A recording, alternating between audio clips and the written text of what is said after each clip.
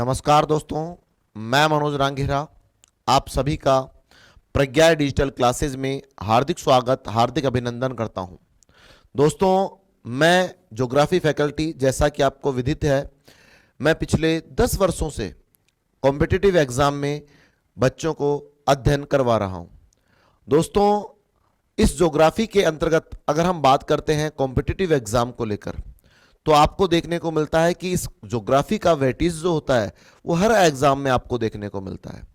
चाहे वो एग्जाम पटवार हो, दिल्ली पुलिस हो, राजस्थान पुलिस हो, कोई भी आपके कॉम्पिटिटिव एग्जाम हो, आप सभी में देखेंगे कि ज्योग्राफी का वेटेज आपको जरूर मिलेगा। किसी एग्जाम में कम तो किसी में ज्यादा, लेकिन हर एग्जाम में आपको ज्योग्राफी का वेटेज देखने को मिलता है। और अगर हम इस ज्योग्राफी को लेकर हम बात करते हैं दोस्तों, तो आपको देखने को मिलता है कि जब भी आप कॉम्पिटिटिव एग्जाम देखते हैं तो आपको ज्योग्राफी के अंतर्गत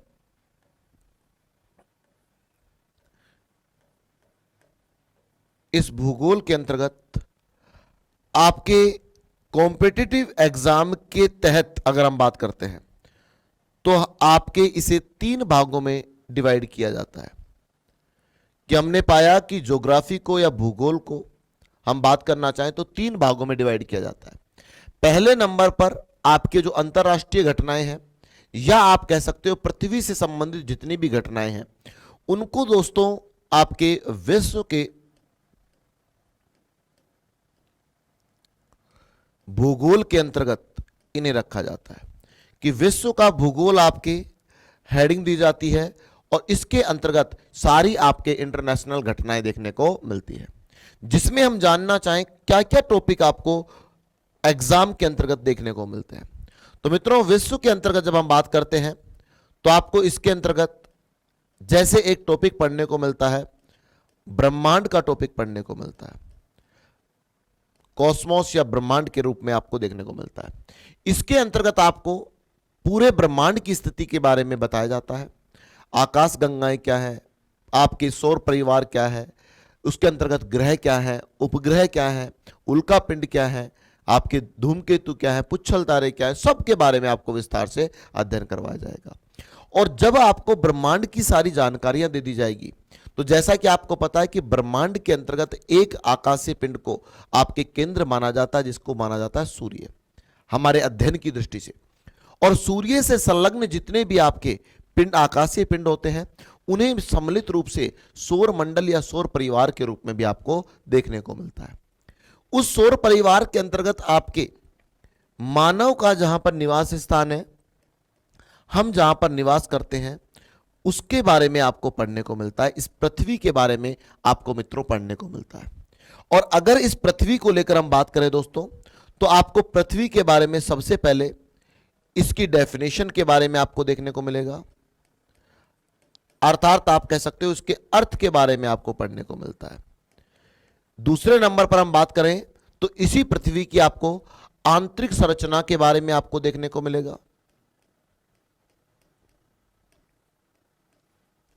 आंतरिक संरचना के बारे में आपको पढ़ने को मिलेगा। नेक्स्ट, आपके पृथ्वी का निर्माण किस प्रकार हुआ साहब, कि क्या क्या आपके संकल्पनाएं हमें देखने को मिलती है, किस किस विद्वान के द्वारा क्या क्या संकल्पनाएं दी है और किस आधार पर आपके इसका निर्माण हुआ, यह आपको पढ़ने को मिलेगा।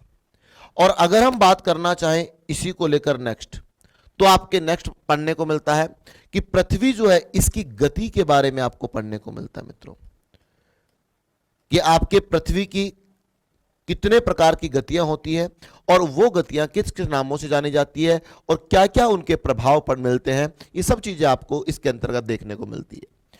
पृथ्वी की गतियों से और आगे बढ़ते हैं तो हमने इस पृथ्वी के ऊपर, अर्थात पृथ्वी का जो नमूना था ग्लोब, उस पर कुछ काल्पनिक रेखाएं देखी और उन काल्पनिक रेखाओं में आपके क्षैतिज जो थी उन्हें अक्षांश के नाम से जाना, और दूसरे नंबर पर जो आपके लंबवत थी उसे मित्रों हमने किसके नाम से जाना, देशांतर के रूप से जाना। और इस प्रकार अक्षांश व देशांतर के बारे में भी आपको इस पृथ्वी के संदर्भ में मित्रों पढ़ने को मिलेगा। इसी के बाद और आगे बढ़ते हैं तो आपको देखने को मिलता है कि पृथ्वी से आगे हम बढ़ते हैं तो पृथ्वी पर हम 2 चीजें देखते हैं मित्रों। एक तो जलराशि देखते हैं और एक आपके स्थल देखते हैं। अगर आप बात करना चाहें दोनों को लेकर, तो जो आपको स्थलीय भाग मिलता है, इस स्थलीय भाग को आपके स्थल मंडल के नाम से जाना जाता है, और इस स्थल मंडल को आप पढ़ते हैं महासागर के रूप में भी आपको इसका अध्ययन करने को मिलता है, कि आपके स्थल मंडल के अंतर्गत आपको क्या पढ़ने को मिलते हैं, महासागर। जबकि आप दूसरे नंबर पर बात करना चाहें कि आपको जो स्थल मंडल में आपको महाद्वीप देखने को मिलते हैं,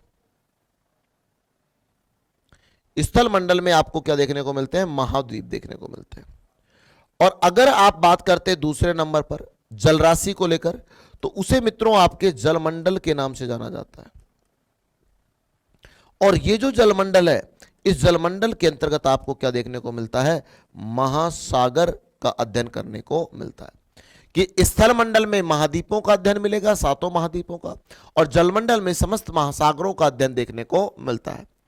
इससे हम और आगे बढ़ते हैं तो हम देखते हैं कि ये जो हमारी पृथ्वी है, इस पृथ्वी के चारों ओर गैसीय आवरण देखने को मिलता है, और इस गैसीय आवरण को आपको एक विशेष नाम से जाना जाता है मित्रों, और वो आपके देखने को मिलता है, उसे आपके वायुमंडल के नाम से जाना जाता है। और अगर हम बात करना चाहें इस वायुमंडल के बाद, आपके फिर एक टॉपिक और पढ़ने को मिलता है मित्रों, जैव मंडल देखने को मिलता है। ये टॉपिक देखने को मिलते हैं। ये सारे टॉपिक जो आपको अभी मैं बता रहा हूं, ये आपको विश्व के भूगोल के अंतर्गत मित्रों देखने को मिलेंगे, इनका हम अध्ययन करते हैं।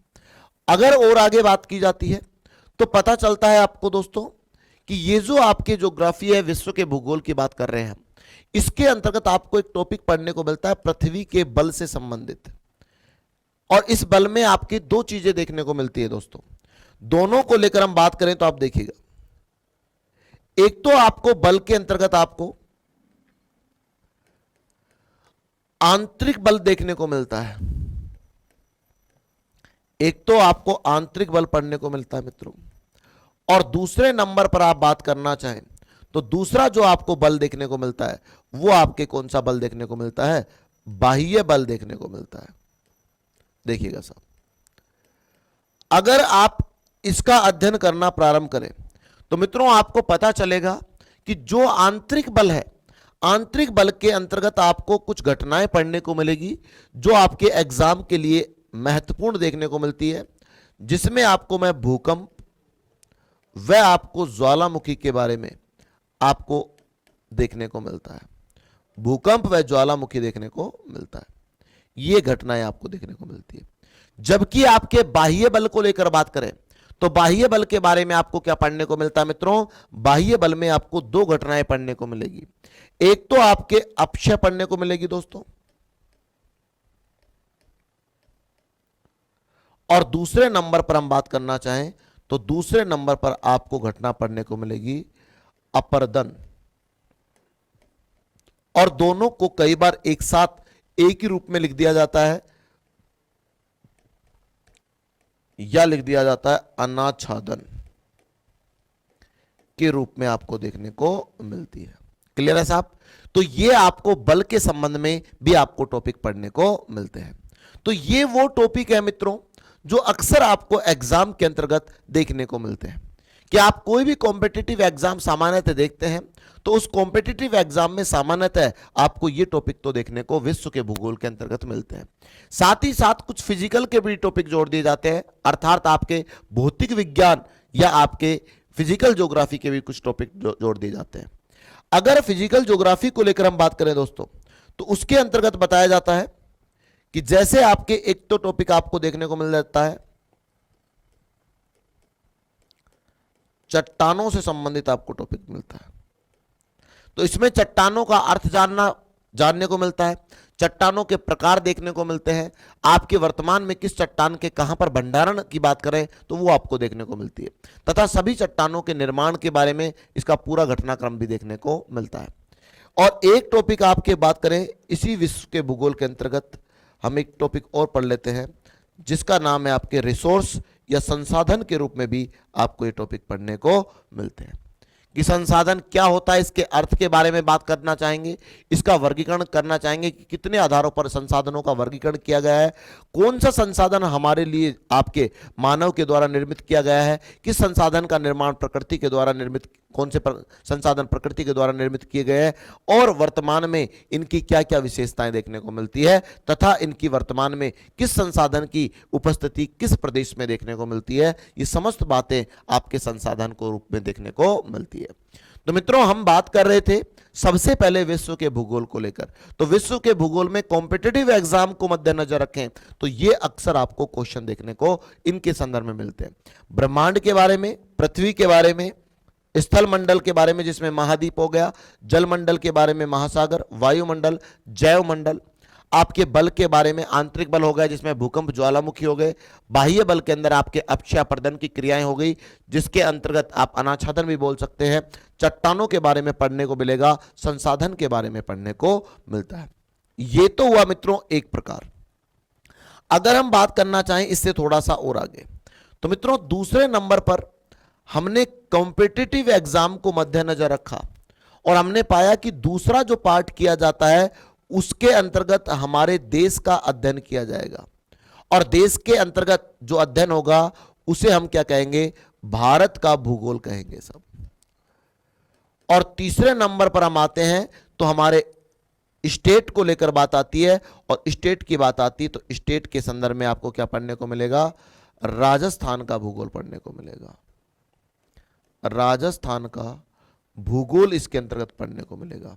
तो देखो, विश्व के भूगोल के बारे में तो मैंने आपको टॉपिक बताई दिए। अब दूसरे नंबर पर हम बात करें, ये तो आपके ए नंबर पर बात हो गई सब, और ये भारत का भूगोल बी पोजीशन पे हो जाएगा और आपके सी पर हो जाएगा राजस्थान का भूगोल। तो आप देखिएगा, अगर हम बात करना चाहते हैं बी कंडीशन को लेकर कि साहब ये जो आपके बी कंडीशन है, इस बी कंडीशन में हम बात करना चाहें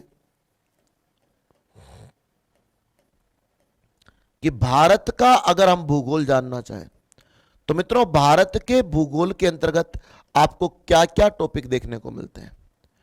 तो भारत के भूगोल के अंतर्गत दोस्तों हमें जो टॉपिक देखने को मिलते हैं उसमें सबसे पहले आपको भारत का नामकरण पढ़ने को मिलता है मित्रों,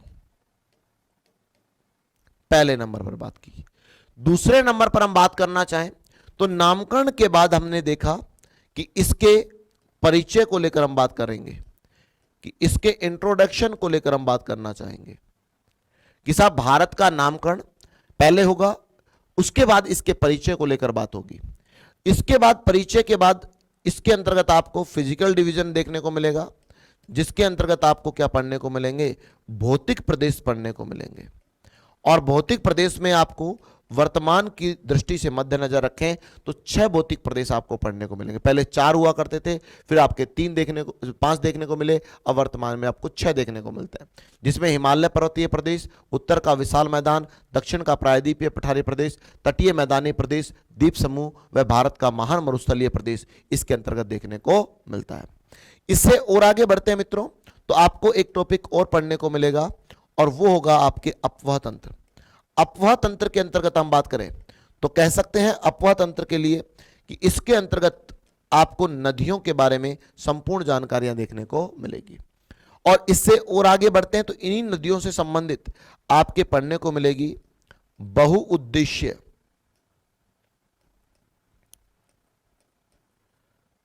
बहुउद्देश्य सिंचाई परियोजना, बहुउद्देश्य सिंचाई परियोजना के बारे में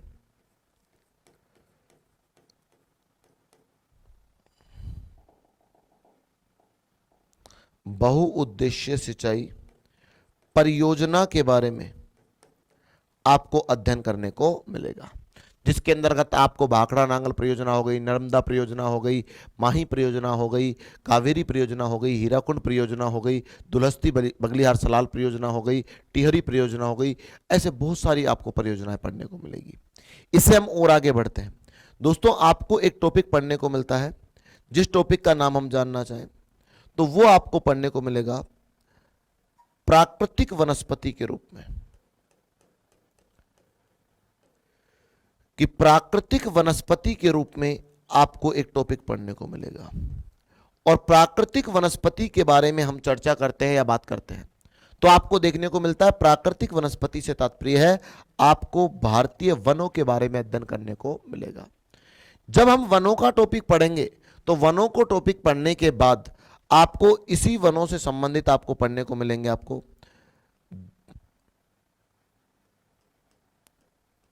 वन्य जीव जंतुओं का टॉपिक पढ़ने को मिलेगा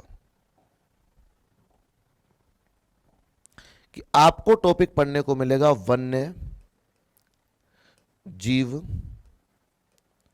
जंतु का टॉपिक आपको पढ़ने को मिलेगा। और इस वन्य जीव जंतुओं के टॉपिक को लेकर हम बात कर लें अगर, तो इसके अंतर्गत आपको बहुत सारी चीजें पढ़ने को मिलेगी। जैसे आपके बात कर ली जाए क्या क्या पढ़ने को मिलेगा, तो आपको इसके अंतर्गत राष्ट्रीय उद्यान पढ़ने को मिलेंगे दोस्तों, प्रमुख जंतुआल्यों का अध्ययन करने को मिलेगा। इसके बाद आपके परियोजनाओं के बारे में अध्ययन पढ़ने को मिलेगा। परियोजनाओं में आपके बहुत सारी परियोजनाएं पढ़ने को मिलती है, जैसे आपके बाघ परियोजना हो गई, हाथी परियोजना हो गई, गैंडा परियोजना हो गई, ऐसे बहुत सारी परियोजनाओं के बारे में, मृग परियोजना हो गई, बहुत सारी परियोजनाओं के बारे में आपको अध्ययन करने को मिलेगा। अर्थात कहने का तात्पर्य है वनों के अंदर रहने वाले जीवों से संबंधित जो भी आपके घटनाक्रम होगा वो सब आपको वन्य जीव जंतु के टॉपिक के अंतर्गत देखने को मिलता है। इससे हम और आगे बढ़ेंगे दोस्तों, तो इसी आपके भारत के भूगोल के अंतर्गत हमें देखने को मिलेगा आपके मिट्टी का टॉपिक देखने को मिलेगा। और मिट्टी के बारे में हम बात करें तो मिट्टी के बारे में आपको पढ़ने को मिलता है कि इस मिट्टी का अर्थ पहले जानना चाहेंगे, इसकी परिभाषा जानना चाहेंगे, और मिट्टी की परिभाषा जानने के बाद इसके प्रकार जानना चाहेंगे। और फिर हमें को देखने को मिलेगा कि भारत के अंदर जो मिट्टी पाई जाएगी उस मिट्टी के आपके फैलाव के बारे में, उसके विस्तार के बारे में हम अध्ययन करना चाहेंगे। वो मिट्टी आपके किस लिए उपयोगी है और उस मिट्टी का किस प्रकार आपके वर्तमान समय में क्षय हो रहा है या आपके उससे हानि हो रही है, वो हम देखने को हमको मिलेगी। इससे और आप आगे बढ़ेंगे तो आपको एक टॉपिक पढ़ने को मिलेगा कृषि के अंतर्गत कि कृषि क्या होती है, कृषि के कितने प्रकारों में बांटा जाता है, फसल क्या होती है, फसलों की उपयोगिता के आधार पर आपके कितने प्रकार की फसलें होती है, उसके भारत मानव जीवन पर क्या क्या प्रभाव है, क्या क्या उनसे लाभ हो रहे हैं हमें, तथा आपके इसके बारे में कौन सी फसल का उत्पादन भारत के किस राज्य में अग्रिम स्थान देखने को मिलता है। आपकी इन फसलों से संबंधित आपके किस फसल का कौन सा अनुसंधान केंद्र कहां पर देखने को मिलता है, इन फसलों के लिए जो जो क्रांतियां हमको देखने को मिलती है, हरित क्रांति, श्वेत क्रांति, नीली क्रांति, भूरी क्रांति, पीली क्रांति, इस प्रकार सारा विस्तार के साथ कृषि का टॉपिक आपको पढ़ने को मिलता है। इससे हम और आगे बढ़ते हैं दोस्तों, तो आपको देखने को मिलेगा परिवहन का एक टॉपिक देखने को मिलेगा। परिवहन के बारे में आपको तीनों प्रकार के परिवहन पढ़ने को मिलेंगे, स्थल परिवहन हो, वायु परिवहन हो या जल परिवहन हो। और स्थल परिवहन में भी आपको तीन प्रकार के परिवहन देखने को मिलेंगे, सड़क परिवहन, रेल परिवहन तथा पाइपलाइन परिवहन के बारे में विस्तार के साथ चर्चा की जाएगी। और आपके राष्ट्रीय राजमार्गों में पुरानी स्थितियों को भी बताया जाएगा कि पुराने राष्ट्रीय राजमार्ग कौन कौन से हुआ करते थे और आज नए उनके नामकरण किस प्रकार मिले और नए नामकरण देने का क्या कारण रहा, किस कारण से उनको नई पद्धति में ढाला गया, जिससे क्या प्रभाव पड़ने वाला है। नेक्स्ट आपके टॉपिक आता है, आपको खनिजों के बारे में पढ़ने को मिलेगा। खनिज क्या होते हैं, कितने प्रकार के होते हैं, किस खनिज का महत्व किस कार्य के लिए आपको जानने को मिलता है, तथा कौन सा खनिज भारत के किस प्रदेश में या किस प्रांत में सर्वाधिक मात्रा में उसका भंडारण देखने को मिलता है, सबसे ज्यादा किस प्रदेश से वो उत्पादित किया जाता है, दोनों अलग अलग रूप से हम विस्तार से पढ़ेंगे। तथा पूरे भारत के अंदर किस खनिज के लिए कौन सी खान महत्वपूर्ण है, इसके बारे में हम अध्ययन करेंगे। तथा इसी के खनिज के अंतर्गत हम ये भी पढ़ेंगे कि कौन सा खनिज मानव के जीवन के लिए या मानव के लिए आपके अपनी महत्वपूर्ण भूमिका निभाता है। ये सब आपको खनिज के टॉपिक के अंतर्गत पढ़ने को मिलेगा। इससे और आगे बढ़िएगा तो आपको एक टॉपिक और पढ़ने को मिलेगा जिसका नाम है उद्योग। और उद्योग के बारे में हम बात करेंगे विस्तार के साथ। इसके प्रकार देखेंगे, उद्योग क्या है, कुटीर उद्योग क्या है, मध्यम उद्योग क्या है, वृहत उद्योग क्या है, उनके कौन कौन से उसके अंतर्गत औद्योगिक कार्य आते हैं, क्या क्या उनके लिए योजनाएं बनाई गई है, औद्योगिक नीतियां क्या है, सब इसके बारे में आपको विस्तार से चर्चा करने को मिलेगी। इससे हम और आगे बढ़ते हैं दोस्तों, तो आपको एक टॉपिक और पढ़ने को मिलता है जिसका नाम है जनगणना।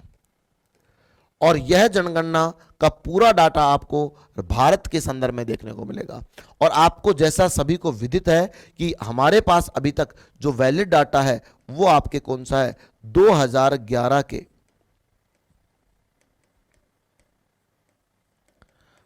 अनुसार यह आपको डाटा पढ़ने को मिलता है। यह आपको इसके अंतर्गत देखने को मिलेगा। एक टॉपिक और आता है आपके, अगर उस टॉपिक को लेकर हम बात करते हैं,